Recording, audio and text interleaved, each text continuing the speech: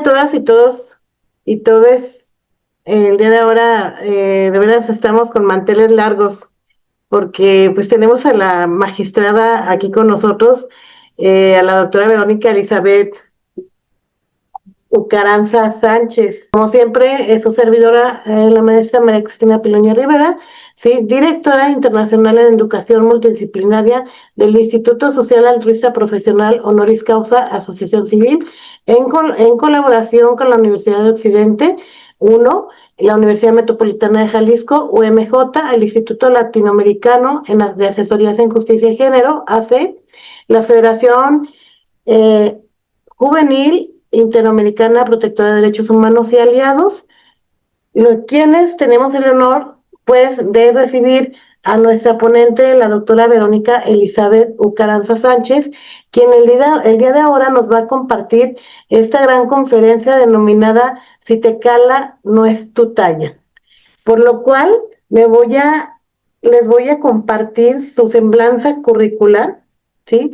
Ella tiene una formación profesional como licenciada en Derecho por la Universidad de Guadalajara, es licenciada técnica en Educación Media Superior por la Universidad Abierta en Secretaría de Educación Pública, es, tiene una maestría en Administración de Justicia y Seguridad Pública en el área penal. Cuenta con 2 doctorados, uno en praxis en la educación por el Instituto Mexicano de Estudios Pedagógicos, perteneciente a la Universidad Autónoma de Tamaulipas, y el segundo en Derecho Penal por el Instituto de Altos Estudios Jurídicos. Está certificada en métodos alternos de solución de conflictos por la Dirección de Profesiones del Gobierno de Jalisco, certificada en procesos judiciales del orden laboral con el nuevo sistema, certificada en anticorrupción, certificada en derechos humanos y ejecución de sentencias de la Corte Iberoamericana por la Universidad de Perugia en Italia. La experiencia profesional de nuestra ponente cuenta con una trayectoria de más de 30 años dentro del Poder Judicial, ocupando cargos desde auxiliar judicial, secretaria ejecutor, secretaria de acuerdos, secretaria conciliador, jueza de primera instancia durante más de 10 años en diversos partidos judiciales, hasta llegar a la magistratura, quien desde los primeros años de la licenciatura ya se desarrollaba en la docencia y en procesos de investigación. Presidenta de la Comisión de Igualdad de Género y Derechos Humanos del Poder Judicial de Jalisco del 2017 al 2024. Más de 20 años participando y aportando sus conocimientos como profesora, facilitadora y directora de tesis y asesora de tesis, a través de la docencia de todos los niveles del sector público y privado, incluso desde las áreas tempranas educativas, ha logrado la capacitación, sensibilización y humanización de los temas de derechos humanos, abordando temas desde bullying, acoso laboral, acoso y hostigamiento, lenguaje incluyente, y dada su especialidad en perspectiva de género, desde el 2017 la precursora en las acciones de sensibilización dentro del Poder Judicial del Estado de Jalisco, con la implementación de capacitación continua a todo el funcionariado del mismo, así como de diversas instituciones involucradas en la lucha contra la identificación, atención, sanción y erradicación de la violencia contra las mujeres, así como también es la persona enlace a nivel estatal y nacional en temas de géneros, derechos humanos y transversalización de la perspectiva de género. Un gran currículum, no quería omitir nada porque la verdad lo estaba leyendo, está súper, súper interesante y es un orgullo tenerla aquí con nosotros. Bienvenida, doctora Verónica.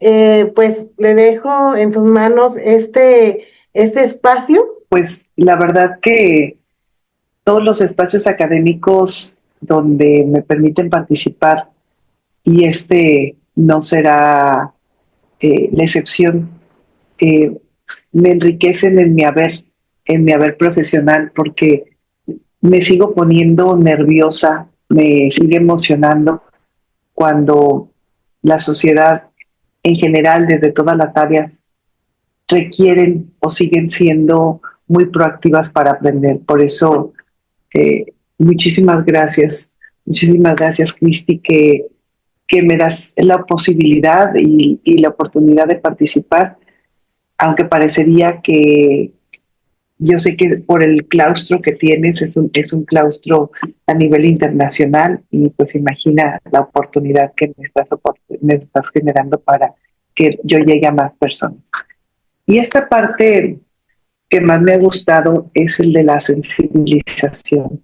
Sabes que es muy complicado cómo hoy en día podemos tener profesionales en el derecho, hombres y mujeres, pero ¿qué pasa? ¿Qué sigue pasando hoy en día cuando todavía algunas fibras faltan por tocar o algunas las tenemos por ahí eh, latentes o las tenemos como pendientes, como cuando dejamos un mensaje por enviar y que entonces no se envía?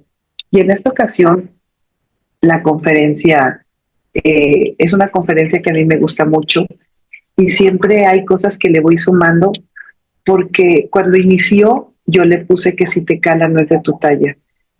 Y eso un día lo aprendí porque precisamente traía un zapato que por cierto sí me quedaba, o sea, sí me quedaba, pero y luego ya no me quedó.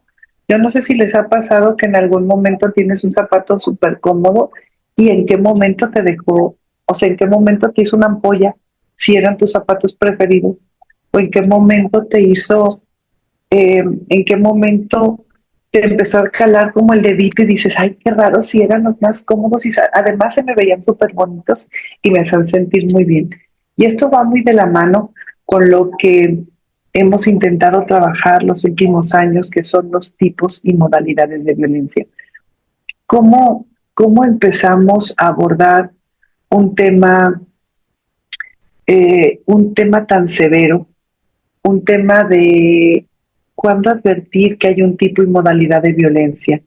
Y entonces, ahí esta presentación ustedes ya la tienen, ahí están mis redes sociales, mi QR, pero sobre todo el contenido para que cuando vean las figuritas que están ahí, les haga sentido lo que les voy a platicar. Hay dos carritos, como si en este momento fuera una presentación de los carritos hasta se me hacen simpáticos, porque cómo empezamos dentro de nuestra área jurídica a determinar a través de estereotipos y prejuicios las actitudes, incluso cuando se sufre violencia por una mujer y por un hombre, cuando es totalmente diferente, porque pensamos diferente, porque somos diferentes, porque claro que somos diferentes hombres y mujeres.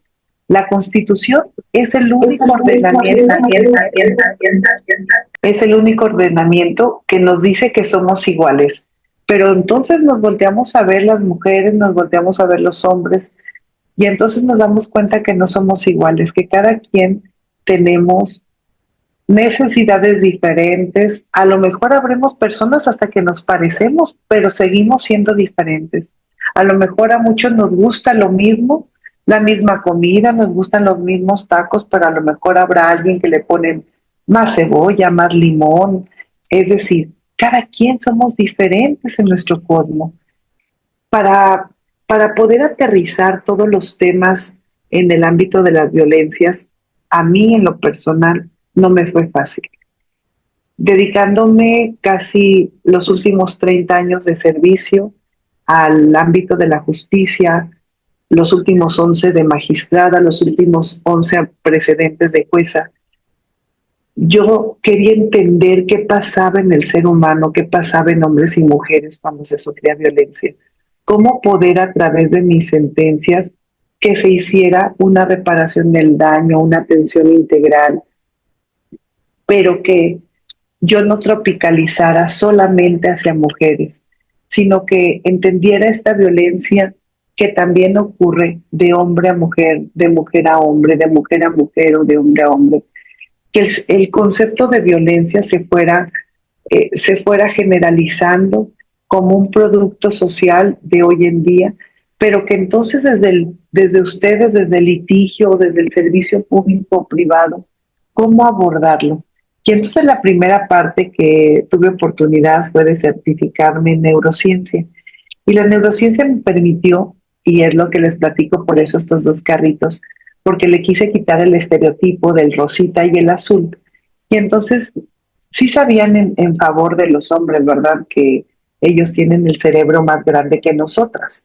O sea, los hombres tienen un cerebro que más o menos tiene un peso de unos 200, como de unos 220 gramos hasta 300 gramos, más que nosotras. Nosotras andamos, por ejemplo, imaginemos nuestro cerebro de 1,2 kilos y ellos hasta de 1,5 kilos. O sea, entonces, ¿en qué empiezan a radicar las primeras diferencias? Bueno, las primeras son en que nuestros cables neuronales son los mismos. Pero entonces es como si fueran, a mí, ustedes ya vieron que soy maestra de metodología, entonces de pronto tengo muchos ejemplos que me hacen sentido. Y entonces yo observaba en mi cerebro dos carritos, un carrito de hombres y un carrito de mujeres.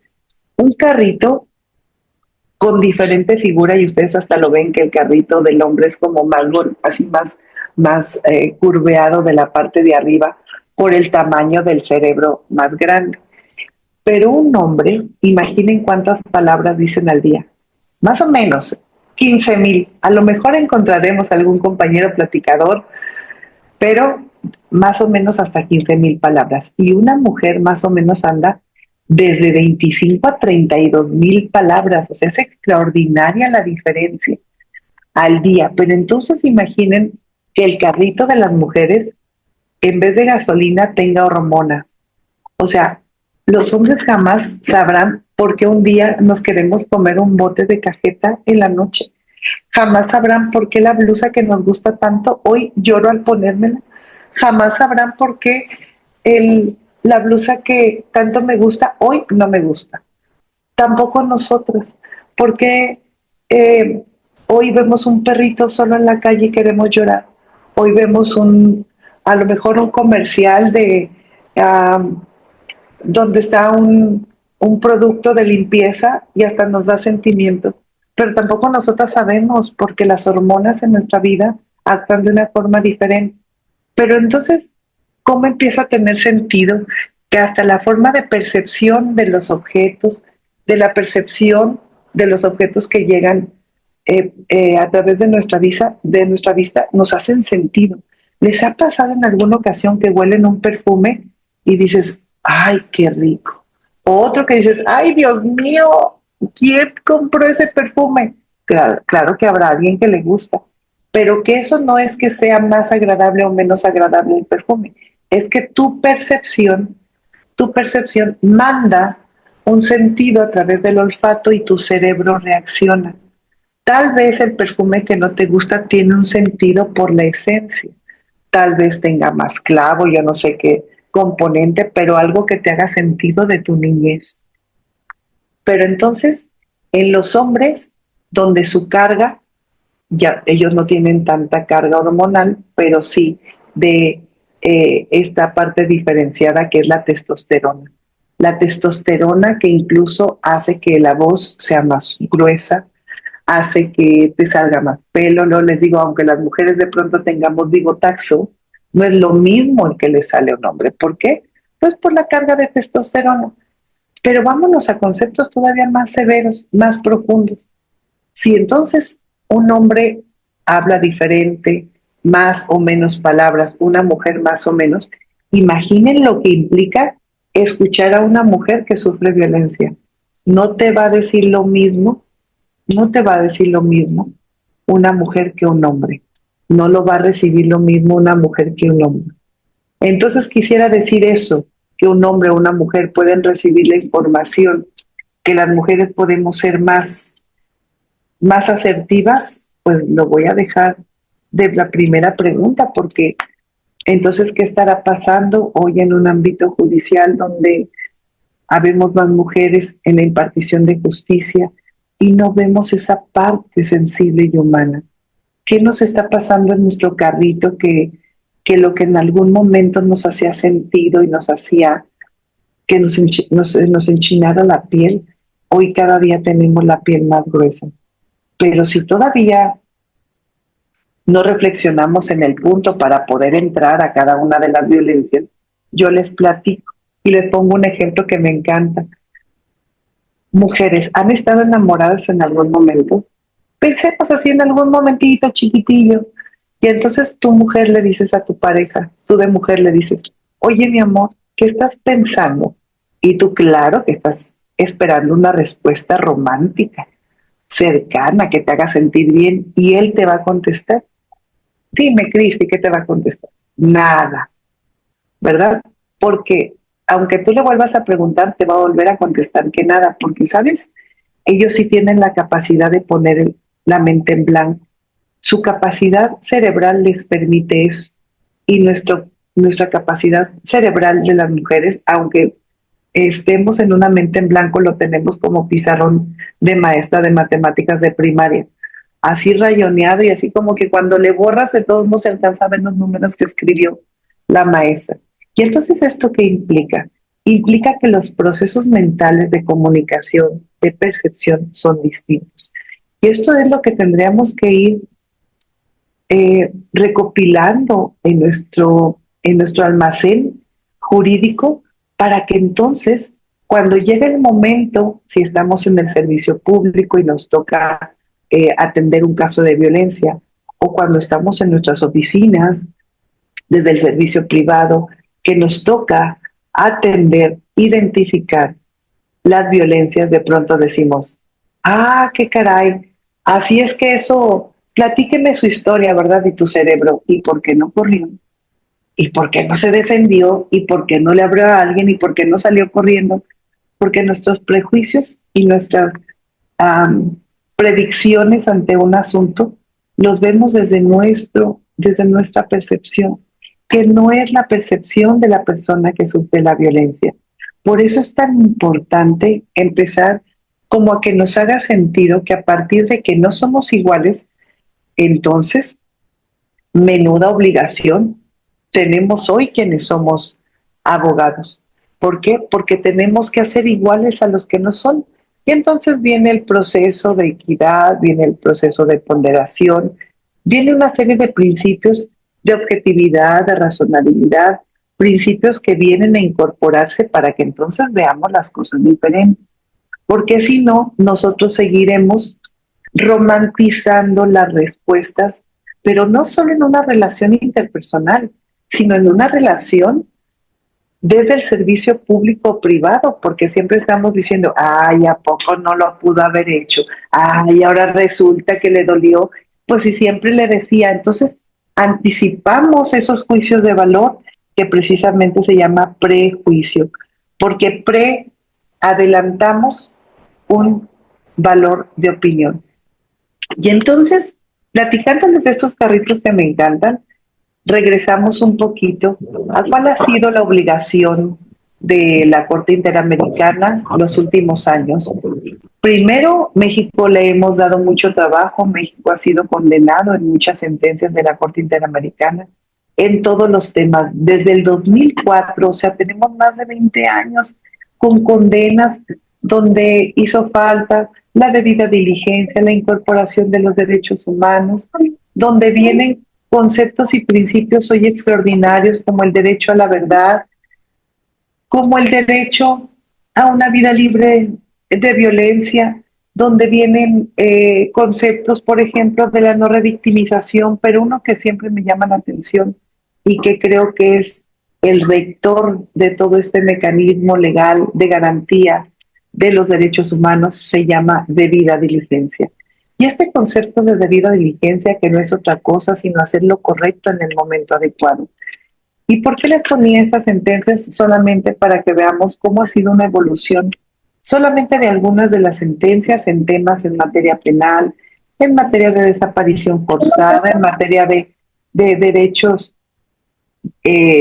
sexuales reproductivos, en privación, por ejemplo, de la vida a personas defensoras de los derechos humanos, a las desaparecidas, les digo yo, a las desaparecidas que en su momento eran las mujeres y que devino de la sentencia del campo algodonero, ¿Cómo no recordar esta sentencia que ha sido enigmática y que hasta hoy, ¿qué creen? No la hemos podido cumplir a cabalidad? Una sentencia que tendría que estar cumplida hoy, a más de 15 años, a más de 15 años. La mamá, una de las madres, de pronto ha escrito varios documentos muy interesantes, porque dice que ha sido una historia de terror que de pronto se ha reproducido en muchas familias de nuestro México. Y entonces, ¿qué sigue faltando?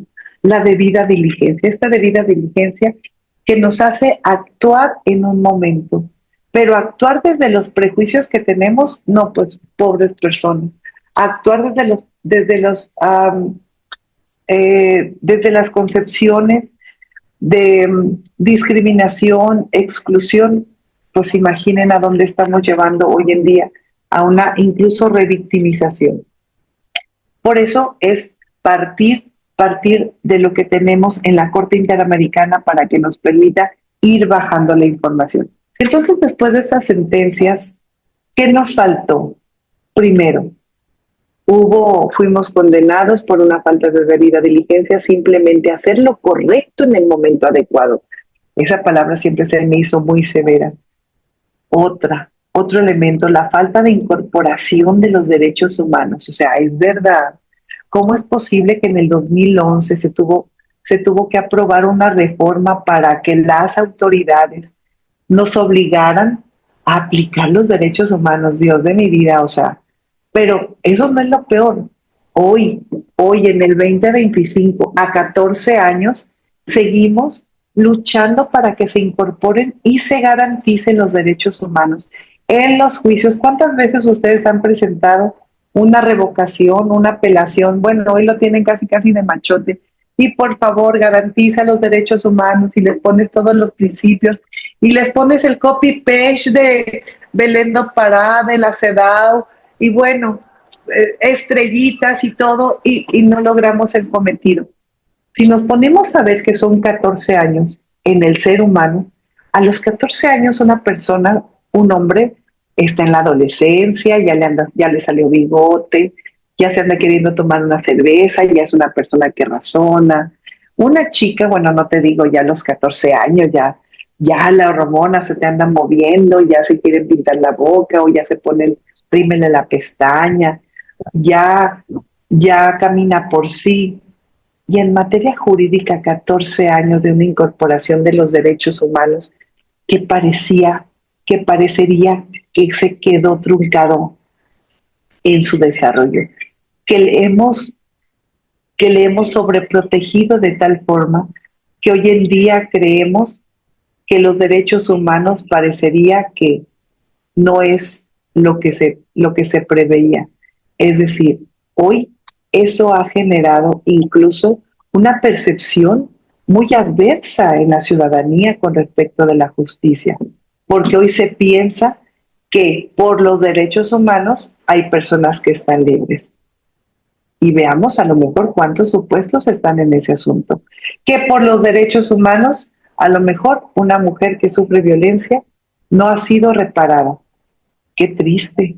Que por los derechos humanos, hoy en día mejor recogemos a un niño, lo quitamos del seno familiar y lo institucionalizamos. ¿Cómo crees? ¿Y con base en qué? En los derechos humanos.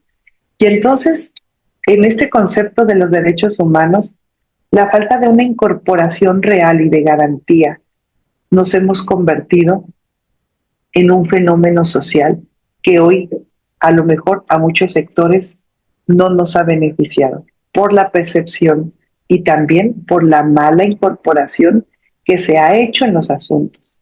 3, el derecho a la vida y a la dignidad. Cuando se hablaba el derecho a la vida desde la Comisión Americana de Derechos Humanos, yo recuerdo cuáles eran los derechos iniciales de protección, la vida y la dignidad. Pero luego pasaron más de 30 años y entonces una constitución lo tuvo que poner.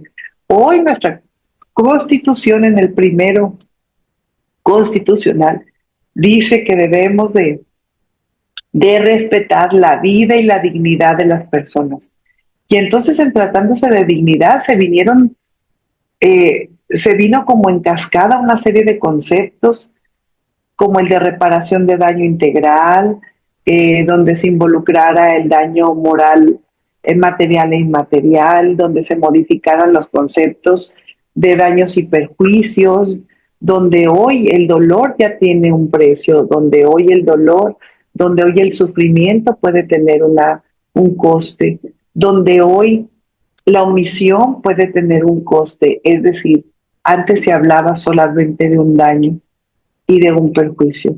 Hoy podemos hablar de conceptos mucho más robustos, como es el lucro cesante y el daño emergente, y que entonces bajo esos conceptos diversificados ya hay una garantía de incorporación de cómo garantizar en una sentencia la dignidad y la vida.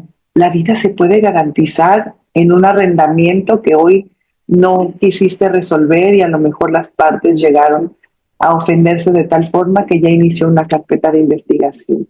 El derecho a la vida se puede proteger en un asunto familiar donde está papá y mamá y de pronto uno le quitó la vida al otro porque el asunto tardó tanto.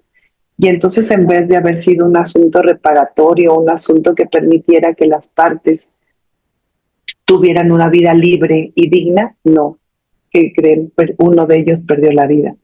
El derecho a la vida puede garantizarse desde aquel asunto donde a lo mejor una persona tenía la posibilidad de comprar una casa, pidió un crédito y entonces en algún momento se vio imposibilitado para pagar ese adeudo y de la mortificación o de la condición tan adversa que vivía precisamente por esa deuda, pues hoy tiene una enfermedad y que entonces se le agrava y que pues o paga el crédito hipotecario o paga precisamente los intereses de ese crédito hipotecario.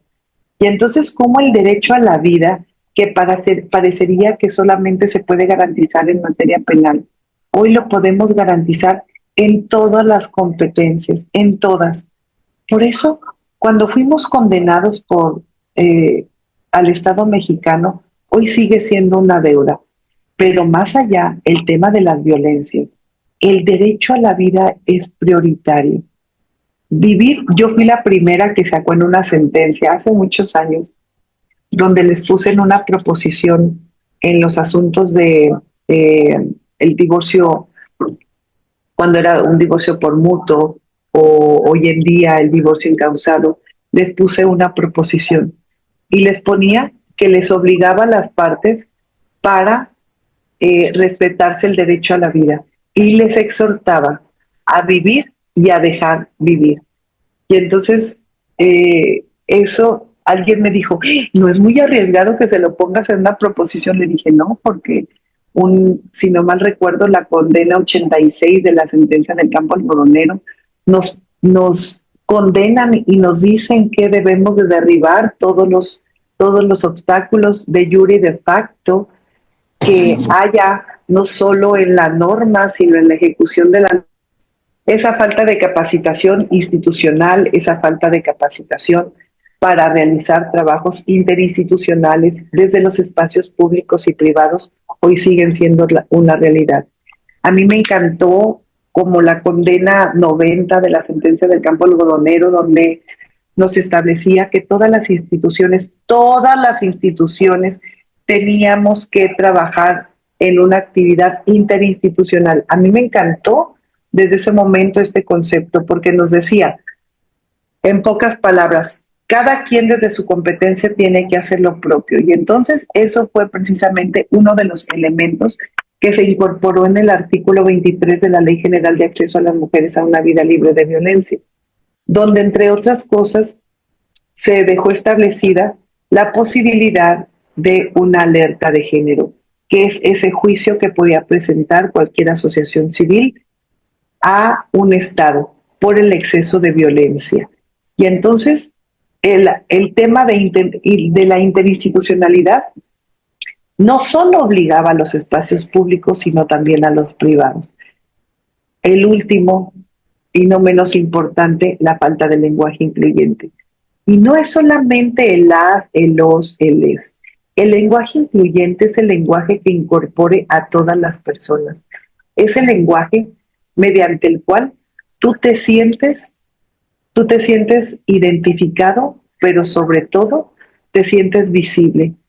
Por ahí me gusta una frase, eh, les digo que lo que no se visibiliza no se nombra y lo que no se nombra no existe.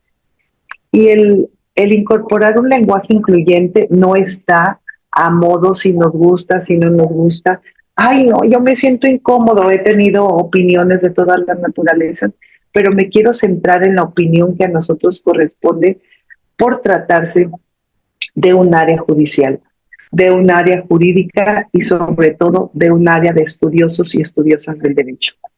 El lenguaje incluyente, el lenguaje accesible y el lenguaje en diseño universal no es otra cosa sino la obligación de incorporar a hombres y mujeres, porque habemos hombres y mujeres, por cierto. Y entonces los hombres y mujeres tenemos que vernos visibilizados en el lenguaje. ¿Por qué? Porque existimos hombres y mujeres y además es una parte de la condena. Desde las primeras condenas nos obligan a tener un lenguaje incluyente, es decir, no ha sido una moda.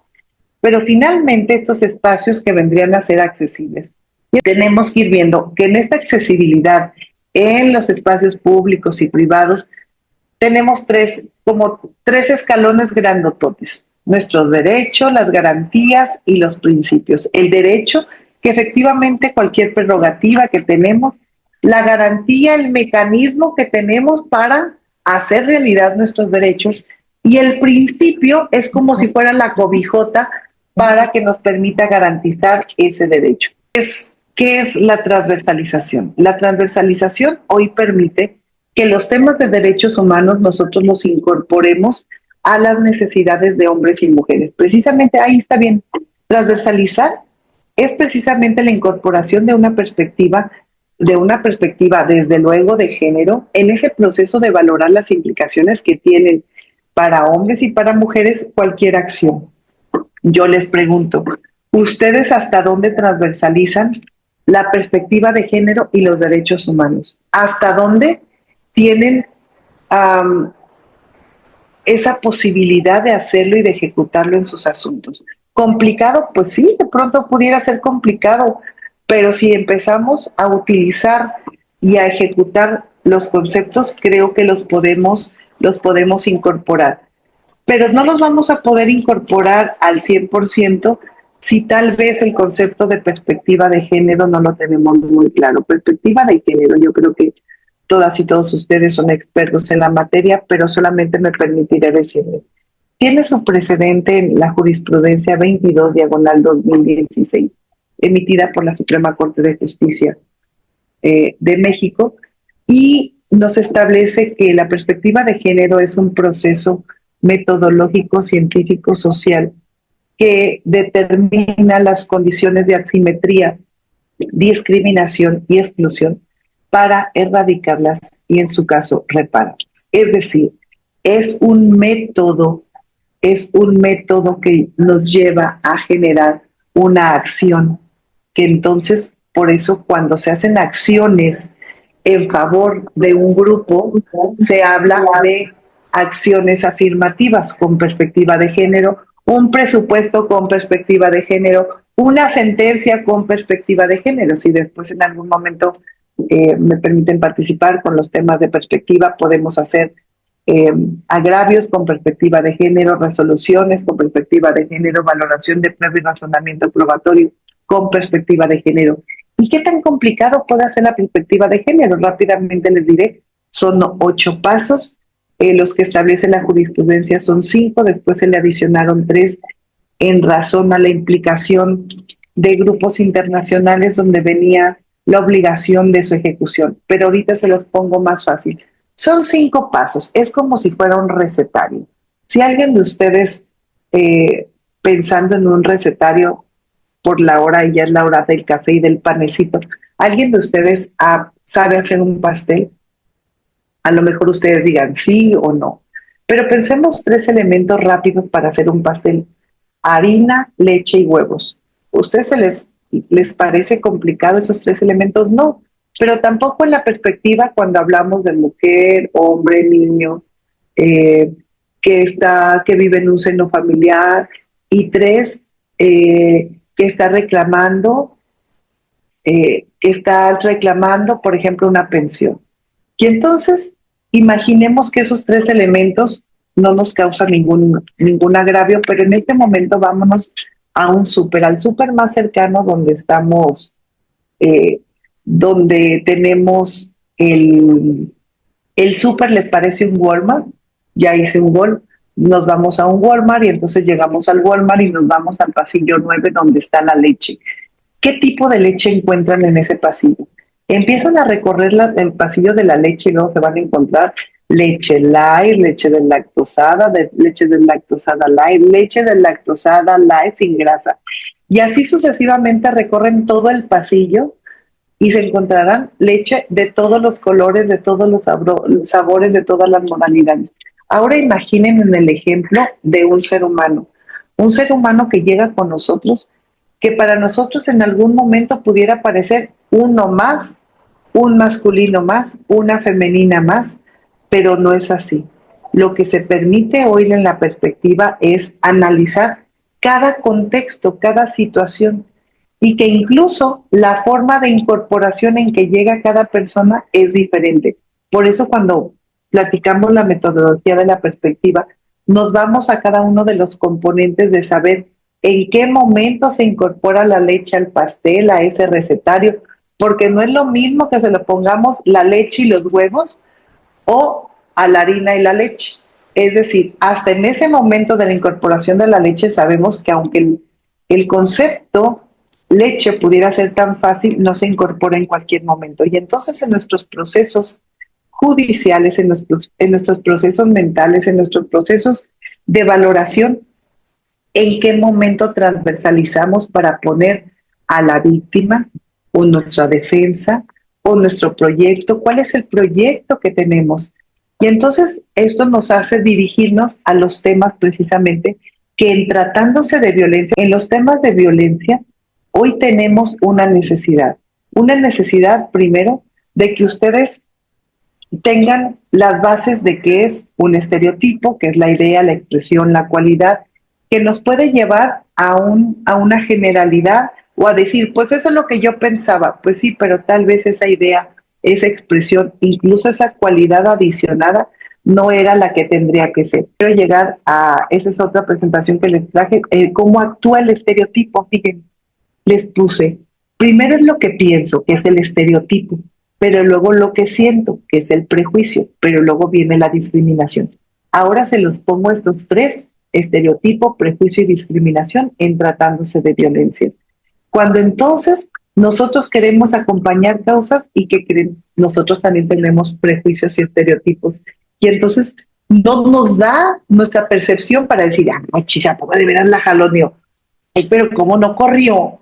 O cuando de pronto llegan al juzgado o a los tribunales una femenina de 1,82 y un masculino de 1,65, y es que él le pega. Y dices, ay, ¿cómo crees? Si la señora con un manotazo lo hubiera tirado. Pero es verdad que el estereotipo, el prejuicio, y cuando llega la discriminación en esa forma de cómo actúo, hay un severo, una insistencia severa a pensar de forma diversificada, sobre todo cuando de violencia se trata. Adelante, yo les traje solamente algunos ejemplos. Más adelante, esto se los dejo porque es precisamente para que ustedes vean cómo ha llegado la norma 035 a los espacios laborales, que deviene del convenio 190, cómo hoy tenemos que, yo ponía como ejemplo nuestros espacios laborales, cómo debemos de identificar, analizar y prevenir todos los factores de riesgo. Pero ¿cómo los vamos a prevenir si no conocemos los tipos y modalidades de violencia? Si los naturalizamos, si nos reímos, si los minimizamos o simplemente decimos, ay, no, es que esa competencia yo no la veo. Ay, ¿qué crees? Yo no llevo asuntos laborales. No son asuntos laborales, son asuntos de donde se tiene que identificar las violencias. Entonces, vamos a ir viendo, vámonos hasta la lámina al otro. Estos son los factores de riesgo social. Bueno, sí saben ustedes que cuando se sufre violencia en un espacio laboral puede trastornarte hasta el sueño, puedes tener depresión, ansiedad, y que entonces ya después es cuando el dinero que ganas en tu trabajo ya no te alcanza para curarte las enfermedades, factores de riesgo psicosocial. Pero insisto, ¿por qué se los puse antes? Porque no podemos identificar los factores de riesgo psicosocial cuando no identificamos las violencias. Entonces vamos viendo cómo cuando llegas, esos les dejé los conceptos, vámonos más adelante, el acoso, el hostigamiento, pero como conducta, cuando llegamos, y le caminas poquito, los micromachismos, bueno, estas acciones imperceptibles que son muy sutiles, todos estos conceptos que se dan en la oficina, desde el que te maltratas, desde el que se burla de ti, desde cuando te interrumpen, cuando, ay, preciosa, preciosa, es que, ay, Reini, déjame, no, lo que ella quiso decir, y tú, pero yo lo dije perfectamente, lo que dije era lo que yo quería decir. Y entonces hoy son muchos de los ejemplos que tenemos hoy en los espacios laborales que se actúan precisamente con los micromachismos. Pero lo más simpático de esto, que antes se pensaba que los micromachismos eran exclusivos de mujeres, los micromachismos hoy son conductas imperceptibles que, ¿qué creen? Podemos tener hombres y mujeres. Y entonces, desde este ejemplo que tengo del jovencito que está en un espacio, pero cuántas veces nos ha tocado en el avión que están nuestros compañeros de un lado que no los conocemos y ya mejor los queremos abrazar porque tiene la pierna abierta, el brazo extendido, te están invadiendo el espacio personal. Todo esto tiene un nombre. Tenemos los tipos y modalidades de violencia. Los tipos de violencia, la física. Alguien diría, ay, ¿a poco en una oficina alguien la van a golpear? Sí, claro, sí, claro. Pero más allá, en las relaciones interpersonales, los golpes hoy siguen siendo una realidad. El aventón, el empujón, la mordida, el rasguño, el pellizco, la patada. Alguien diría, ¿en verdad en el 2025, hace poco, una señora llegaba a mi oficina y de pronto a mí me gusta mucho platicar, como ya se dieron cuenta. Y entonces me platicaba sobre un asunto que le pasaba a ella de una violencia que sufría. Y entonces después de todo lo que me estaba platicando, le dije, ay señora, pues nomás falta que la orine. Me dijo, no magistrada, no siempre, solamente cuando llega muy tomado, sí me orina. Pero ese en cuál violencia, porque él dice que no me pega. Y yo, oh, ¿cómo es posible que no podía identificar? Le dije, señora, ¿usted identifica qué tipo de violencia sufre? Dijo, bueno, física no, porque pues no me pega. Y yo, no puede ser, solo me corta el pelo. Y entonces vean ustedes cómo el tipo de violencia física, los empujones, las mordidas, y que siempre viene, en muchas ocasiones, con el tipo de violencia psicológica. Los insultos, las humillaciones, las intimidaciones, hoy son una realidad. Pero luego cuando llega la violencia psicológica, desde, ay, tus frijoles no me gustan, ay, pues no te has de haber casado conmigo por los frijoles. Ay, es que no planchas bien el cuello de la camisa. Yo creo que cuando lo conquistamos no era por como planchabas el cuello de la camisa.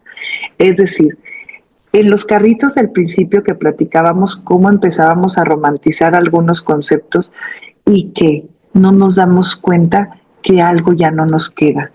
¿Les ha pasado a ustedes que tienen una blusa y que llega un momento que dices, ay, preciosa, creo que la blusa ya no me queda?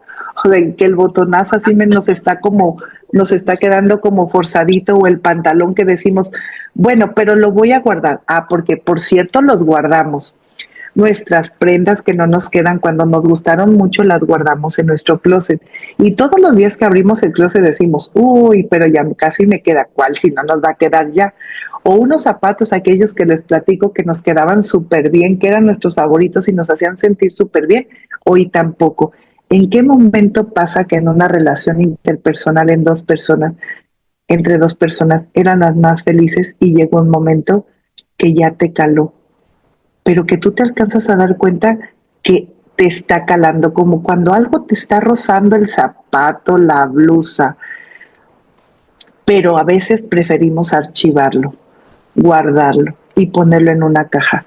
Y todos los días a veces nos recuerda que tenemos algo que no nos cala, más bien algo que nos cala y que ya no nos queda. Puede ser una relación de pareja, una relación familiar, una relación laboral, una relación entre amigas. Hoy los tipos de violencias físicas y psicológicas se dan en todos los ámbitos, en los laborales, en las instituciones, en las familias, en las comunidades, en la calle. Pero este tipo de violencia psicológica después se traduce, por ejemplo, hoy en día en una violencia cibernética, en esa violencia donde de pronto no sabemos comunicarnos y que entonces guardamos la ropa para ver si nos queda más adelante, pero además nos hacen sentir culpables. Y entonces eso lo aprendimos desde nuestra niñez. Aprendimos que las violencias efectivamente eran naturalizadas y no deben de ser naturalizadas. De pronto llegan las violencias económicas, hoy lo vemos en muchos asuntos, donde las personas no quieren dejar a sus parejas por el tema de depender económicamente. Una persona empoderada, hombre o mujer, es aquella que tiene una dependencia económica, efectivamente, pero también no tiene dependencia emocional. Entonces, más allá de traer dinero en la bolsa, necesitamos erradicar, deconstruir, como aquellas perillas que había en los estéreos que les dábamos vuelta para bajar el volumen, tenemos que ir deconstruyendo todas las conductas que hoy en día nos permitan vivir mejor, porque entonces empieza a tener sentido que si me cala, si algo me molesta, si algo me hace sentir mal, ¿qué creen? No es de nuestra talla, sea lo que sea. Pero de pronto en la siguiente lámina ustedes encontrarán el tipo de violencias patrimoniales muy severas, muy severas. Imaginen ustedes que la económica, perdón, teníamos la económica, la patrimonial, perdón, perdí la, desde aquellos donde sí se han dado cuenta, no sé si les pasen en sus ámbitos tenemos asuntos donde donde se les engaña al anterior, por favor, Cristi, donde les engañan al firmar los divorcios, donde les quitan las propiedades, pero luego esto pasa desde el noviazgo, esto pasa desde que conocimos a nuestras parejas, a nuestras familias, pero más allá. Vienen relaciones sumamente tóxicas, vienen relaciones, por ejemplo, de tipo de violencia sexual, por sí o por indepósita persona. Es decir, las violencias van creciendo, pero todo empieza desde, mi amor, ¿dónde estás? Aquí anda en el mercado, tómate una foto, a ver qué tan guapa te ves. Y tú ahí estás tomándote la foto. Ay, mi amor, pero tómate una foto donde se vea más claro lo que está atrás. Y tú, ay, sí, no, hombre, tú pensando que de veras. Mi amor, mándame tu UBI, si saben qué es la UBI, la ubicación. Mándame tu UBI, ay, es que la ciudad está tan peligrosa, mándame tu UBI, tú, ay, claro que sí, es que me quiere tanto. Pero eso pasa en hombres y mujeres, y entonces estas relaciones que de pronto se van conflictualizando, se van conflictuando, van generando, van generando realmente un tema muy severo. Pero entonces estaremos listos desde este espacio, hombres y mujeres, para atender los asuntos, pero más allá, dice la Ley General de Acceso, identificar, atender, sancionar y erradicar. O sea, que todos los sectores públicos y privados, desde todos los ámbitos, tenemos la obligación de hacer lo propio, de ver qué tipos de violencia estamos viviendo en nuestra sociedad. Y entonces en la siguiente lámina yo les ponía cómo hoy en día tenemos lugares que son las modalidades de la violencia, donde se cometen esas violencias en la familia, desde, mi amor, no has aprendido siempre, no has recogido tu cuarto, así no te van a querer, ay, ya estás muy grande, si no te vas a casar, y entonces siempre es romantizar. Y entonces cuando ya vivimos una vida familiar, de pronto creemos que es normal. Y viene ese aspecto muy severo que se llama naturalizar las violencias. En la comunidad, ay, es normal las violencias en la calle. Uy, una vez escuché, uy, cuando yo ando muy baja de ánimo paso por donde está una construcción para que me chiflen. Y yo decía, ¿de veras? Ay, sí, a mí me gusta subirme al camión porque hay mucha gente y lo siento cerquita. Y yo decía, ¿en verdad? Y entonces yo creo que es una forma hoy en día de cómo visibilizar violencias políticas. Bueno, ya nada más que pase este proceso les platicaré qué historias tan trágicas en las violencias políticas como Cristi ya las ha vivido en la laboral y la docente, donde los docentes también hoy siguen teniendo ciertas conductas nocivas y lesivas hacia los suyos y hacia sus generaciones. La institucional, ¿cuántas veces hemos reproducido violencias? Alguien diría desde el funcionario público, ay, magistrada, diario nos anda quemando. No, no los ando quemando. Si tú no violentas en tu espacio, no tienes por qué sentirte aludido. Siéntanse aludido aquel que dice que por tercera vez manda a traer a los adolescentes. O sea, ¿como para qué? Otra vez vamos a mandar traer a las partes porque no los escuchamos bien. O sea, es verdad. Y luego bajo el concepto bajo diligencias para mejor proveer. Bueno, un maestro procesalista que ya murió, yo me aprendí eso, pero no le encontré sentido. Decía que por dar vista y por generar una diligencia para mejor proveer, a nadie habían corrido. Pero yo no entendía a qué se refería ese concepto. Hoy en día observo que una violencia que es la más severa al interior de lo público se llama institucional. Esa violencia que generamos quienes tendríamos que tener la capacitación, la profesionalización, la expertise, la sensibilidad, la humanización para hacer lo propio. Y de pronto no lo hacemos. La digital. Bueno, ¿qué les digo? Que hoy en día la violencia digital, o sea, tenemos violencia sexual, tenemos trata, tenemos explotación, tenemos desapariciones forzadas, pero de pronto, desde la violencia más básica entre jovencitas o jovencitos que utilizan el mecanismo de lo digital para entonces pelearse, ¿y qué creen que hacen? Se bloquean en el Facebook, se bloquean en el Insta, inmediatamente la receptora de violencia ve en su celular: Pollos Pepe te quiere seguir, y tú, ay, wow, Pollos Pepe. Digo, que no sepa, aquí en Jalisco venden pollos asados y hay muchas sucursales y se llama Pollo Pepe. Entonces, Pollo Pepe me quiere seguir. ¿Cuál Pollo Pepe? Pues se están inventando ver cómo se siguen involucrando en esas relaciones. Entonces, hoy en día es una realidad cómo podemos identificar, atender, sancionar y erradicar. Hoy en día tenemos muchos mecanismos. Tenemos el DILO, tenemos el pulso de vida, tenemos órdenes de protección, tenemos mecanismos de protección en materia familiar, en materia civil, en materia penal, cada una con sus características. Entonces imaginen que partimos hoy con esta pequeña presentación generando la sensibilización para saber que tenemos un camino por andar. Primero, identificar cada uno de las modalidades de las violencias. Dos, ¿cómo identificar qué acción puedo hacer?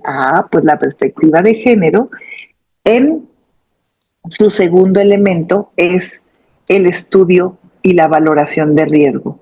Es extraordinario el poder identificar qué tipo de riesgo tiene, qué nivel de riesgo, pero sobre todo, cuál sería el mecanismo idóneo y cómo lo puedo hacer, cómo puedo generar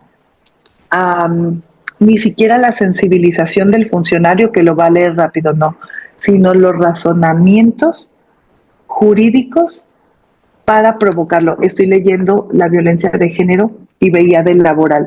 Quiero platicarles que hay que definir primero lo que es la violencia de género y la violencia familiar. La violencia familiar es aquella que se da en el seno, por ejemplo, como lo estamos viendo, en estos tres sectores. Pero la que es por razón de género es aquella que, por ejemplo, se da más en la política. Se da más por ser mujer, porque por razón de tu género mujer o una persona o una persona de la diversidad sexual o una persona de comunidad. Les pongo un ejemplo. En el matrimonio hay violencias. No te lastiman por ser mujer. O sea, no te lastiman porque eres femenina. Te lastiman por esa relación de falta de comunicación, porque hay una persona generadora de violencia y hay una persona receptora de violencia. Para que haya ese canal de comunicación necesitamos esas dos condicionantes. El día que una mujer se decide a cortar ese ciclo de violencia, porque es un ciclo de violencia, no necesariamente es por ser mujer, sino que tiene otra connotación. A diferencia de la violencia por razón de género, esa sí se genera por ser mujer, que es, por ejemplo, algunos de los ejemplos que estábamos poniendo con anticipación, que inicialmente eran provocados más de lo masculino a lo femenino. Y que más allá, la violencia por razón de género puede ser que casi siempre se encasilla por raza o género. Es decir, aquellas personas cuyas condiciones o cuya minoría hoy, aunque son más y son un número importante, hoy siguen siendo discriminados, excluidos y violentados. Y entonces creo que hay una parte importante que he repetido muchas ocasiones ahorita. Son dos conceptos que se llaman vulnerabilidad y prioritario. En el tema de derechos humanos debemos de tener clarificado cuando nos referimos a la vulnerabilidad y a la categoría prioritaria. Tema prioritario son las mujeres, pero las acciones afirmativas con mujeres en vulnerabilidad es lo mismo, pero no es igual. Es decir, una persona vulnerable es aquella que tiene tres características: que es débil, o sea, una debilidad, cualquiera que ésta sea, cualquiera que le rodea, que está en peligro, y tres, que ya tuvo una violación a sus derechos. Es decir, si no tiene cualquiera de estas tres condicionantes, entonces estamos hablando de una categoría prioritaria. Por eso cuando se habla de cualquier tema de derechos humanos decimos, la protección para los grupos prioritarios es una línea. Acciones afirmativas, garantistas para los grupos vulnerables es otro camino, que parecerían los mismos porque nos llevan al mismo camino de garantía constitucional, ya sean constitucional o internacional. Pero cuando hablamos de prioritarios, de pronto tenemos mucha simulación.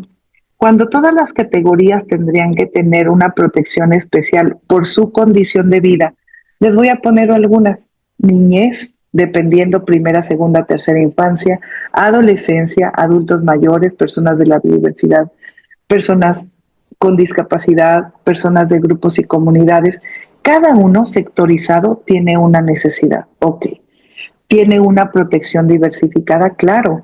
No es la misma ponderación que voy a hacer para un grupo de niñez que para un grupo de adultos mayores. ¿Por qué? Porque simplemente no requieren lo mismo. Es la misma constitución, pero no requieren lo mismo. No les puedo aplicar la misma vara. Dos, no es lo mismo las acciones afirmativas hacia la diversidad sexual que hacia la adolescencia. O a los grupos que tenemos en boga, como los temas de diversidad sexual en personas menores de 18 años, que aún no cumplen 18 años. Y entonces, separando cómo a veces simulamos en lo prioritario, les voy a poner un ejemplo. Con esto ya voy cerrando. La mayoría yo creo que hemos viajado en el avión, entonces váyanse ustedes en este momento, váyanse a la puerta de abordaje y entonces ustedes escuchan: pasajeros con destino a Nueva York, favor de abordar por la puerta 14, ¿no? Entonces tú ya estás ahí en la puerta 14 y entonces te concentras alrededor de la puerta. Cuando empezaba el tema de derechos humanos y el tema de la accesibilidad y la inclusión, empezaba este discurso: pasajeros con destino a Nueva York, en el vuelo 224, favor de formarse o hacer una fila personas con discapacidad, personas que viajen con menores de 6 años y personas que necesiten algún tipo de asistencia. Y bueno, yo felicísima porque dije, ay, no inventes, ya son súper accesibles. Pues claro que no.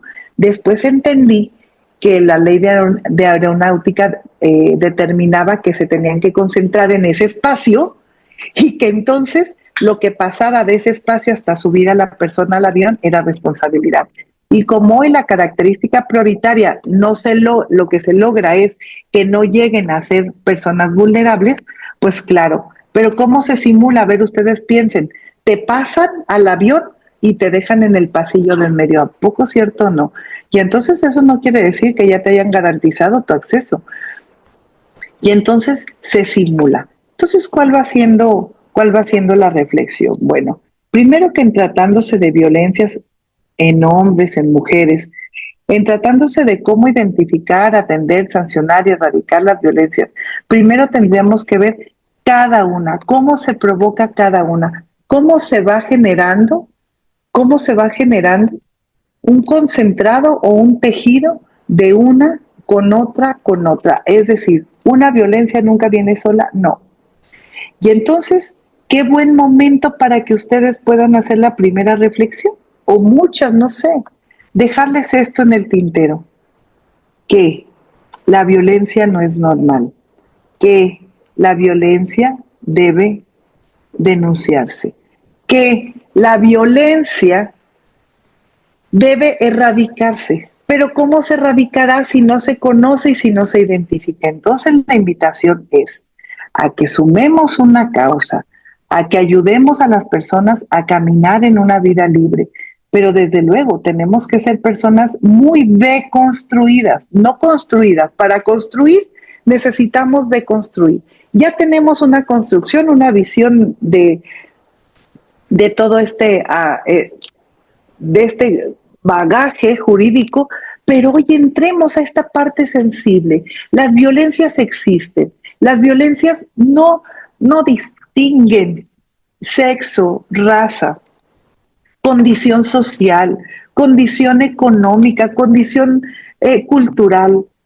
Por Dios, les digo, la violencia está como la humedad de las casas, se puede dar en un fraccionamiento eh, precario como en un fraccionamiento lujoso. Es decir, así es la violencia. La violencia entra y es muy complicada de erradicar. Por eso, el tener los violentómetros, el tener las charlas, el identificar cómo, por ejemplo, en los espacios laborales, cómo erradicarlos, cómo generar la sensibilización, la mayor, generar los canales de comunicación que permitan a las personas conocernos y entonces ver cómo podemos modularlos, porque entonces ya entenderemos, ya empezaremos a ver cómo un hombre se dirige de una forma, una mujer se dirige de otra.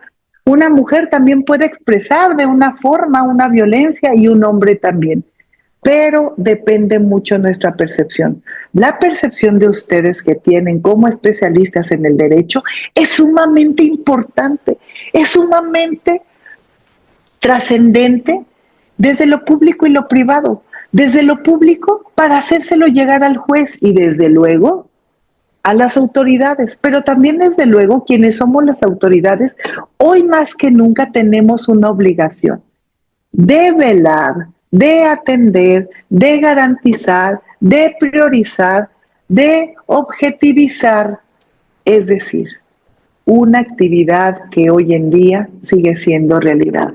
¿Por qué? La violencia no es normal. Porque entonces yo no vería que alguien se ponga un zapato del 5, ni teniendo que ser del 10, o tampoco nos pongamos una talla mediana cuando a lo mejor somos extra large.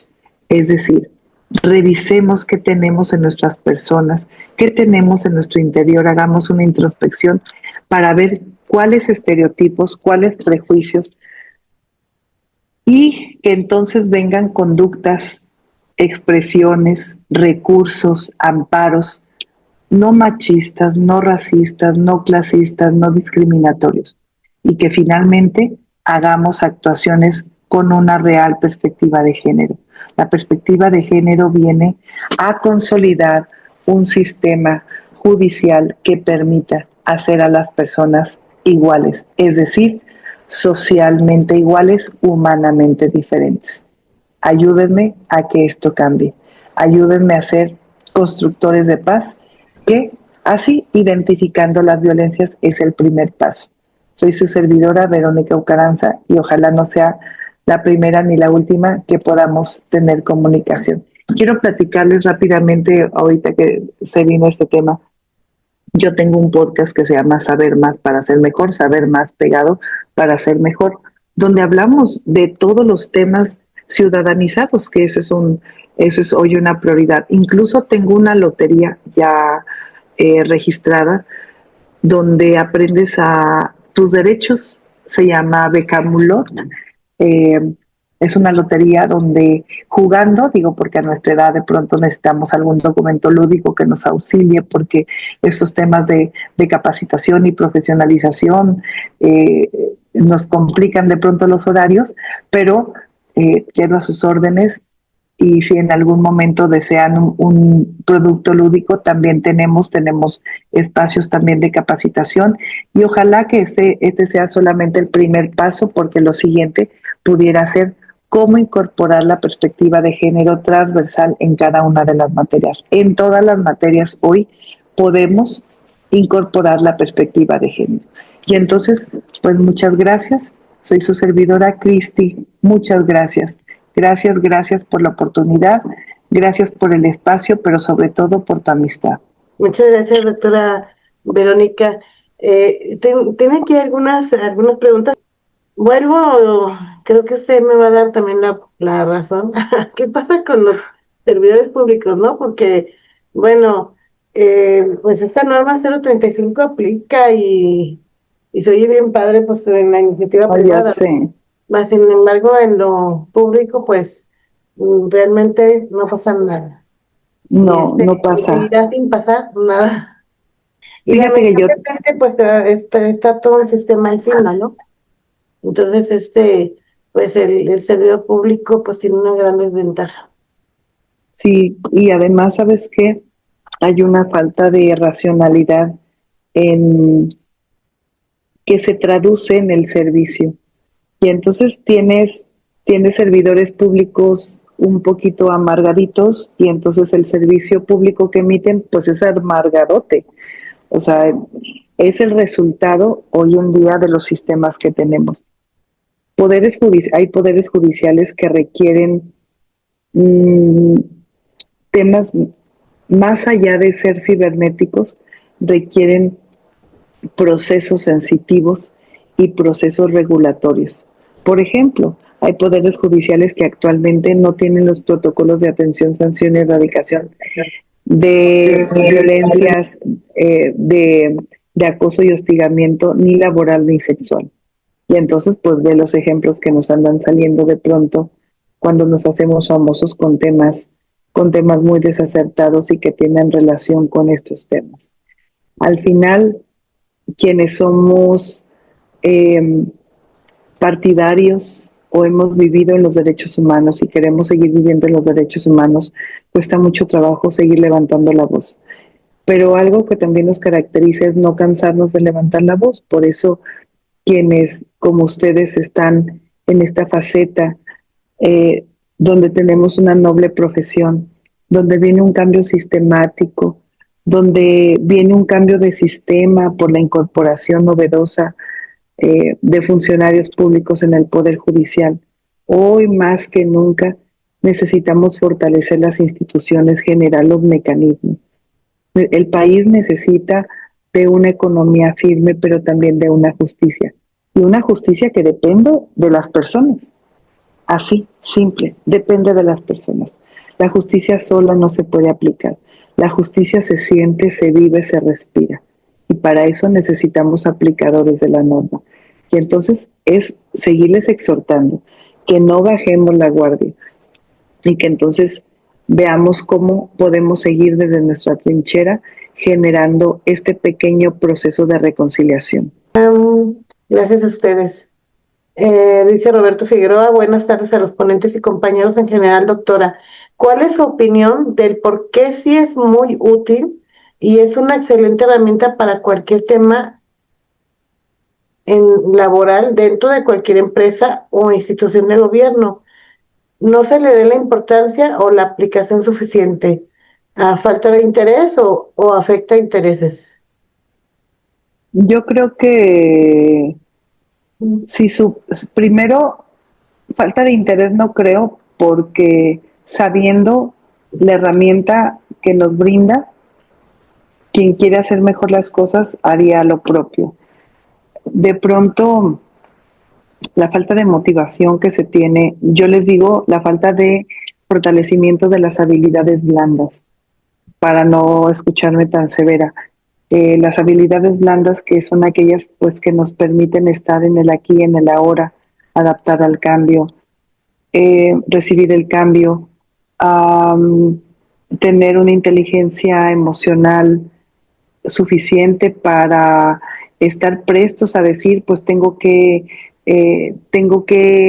aplicar una metodología. Ay, qué hueva, ¿a poco resulta que ahora hasta para hacer frijoles tengo que ver la receta? Pues a lo mejor quien es muy hábil en la cocina ya no ve la receta, y de pronto, ¿cuántas veces hemos escuchado, oye, sí he hecho pozole, pero ¿cuánto chile se le pone? Por poner un ejemplo. Y entonces así es en el derecho. No porque seamos totalmente expertos, decimos, ay, ¿cómo iba? O nos la aventamos solos. Claro que no, siempre buscamos cuáles son las herramientas. La perspectiva de género es una extraordinaria herramienta. De hecho, cada uno de los puntos, más o menos, cuando los trabajamos, son como unos 160 puntos de cada uno de los 5. Imaginen todo lo que nos metemos en cada uno. Es extraordinario. Dice Roberto Figueroa, va más allá del perfil y comportamientos de empleados amargados. Creo que va más a la afectación psicosocial y Sí, como consecuencia la propia familia, hijos, parejas, sí, compañeros claro. de trabajo y hasta en resultados en la calidad de atención a la misma sociedad. Y como bien lo decía doctora, efectivamente, pues existen protocolos, ¿sí? Y más cuando es atención a víctima, ¿no? Para no, en un momento dado, para no revictimizar. Lamentablemente, pues yo diría que también afecta intereses, ¿no? Porque, pues, ya en ocasiones llegan nuevas administraciones y pues llegan también personas acompañantes que pues acaban de entrar compromisos políticos, ¿no? Y la experiencia y pues ese tiempo a lo mejor dentro de una institución, sí, pues no es válido, no es válido y pues simplemente te vas, ¿sí? Entonces creo que sí, como que hay que mejorar pues mucho esta parte porque pues aquí a la única que sale perjudicada pues es la sociedad y la misma institución, ¿no? En cuestión a la Sí, credibilidad. claro. Muchísimas gracias por haber aceptado la invitación y compartir este conocimiento que usted lleva a la praxis.